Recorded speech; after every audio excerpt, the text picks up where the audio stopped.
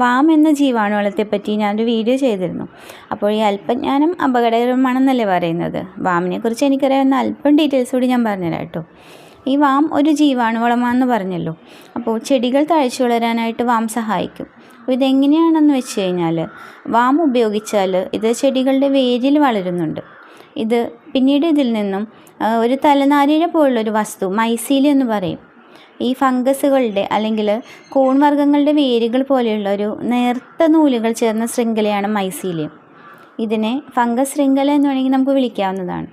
ഈ മൈസീലിയം മണ്ണിൽ കൂടി സഞ്ചരിച്ചിട്ട് മണ്ണിൽ അലിയാതെ കിടക്കുന്ന ഫോസ്ഫറസിനെ അലിയിപ്പിക്കും.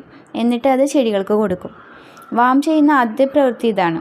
അതുപോലെ തന്നെ ഈ മൈസീലിയം മണ്ണിൽ കൂടി സഞ്ചരിച്ചിട്ട് അടുത്തുള്ള പ്രദേശങ്ങളിലെ പൊട്ടാഷ്, നൈട്രജൻ ഇവയൊക്കെ വലിച്ചു കൊണ്ടുവന്ന് ചെടികൾക്ക് കൊടുക്കും. പിന്നെ ഒരു പ്രൊട്ടക്ടറായിട്ട് പ്രവർത്തിക്കും. ഈ ചില കുമിൾ രോഗങ്ങളൊക്കെ ഉണ്ട് മണ്ണിൽ കൂടി പടരുന്ന, ഇതിനെയൊക്കെ തടയാനായിട്ട് ഒരു പരിധിവരെ ഈ മൈസീലിയം സഹായിക്കുന്നുണ്ട്. ഇങ്ങനെയൊക്കെയാണ് വാം പ്രവർത്തിക്കുന്നത് കേട്ടോ.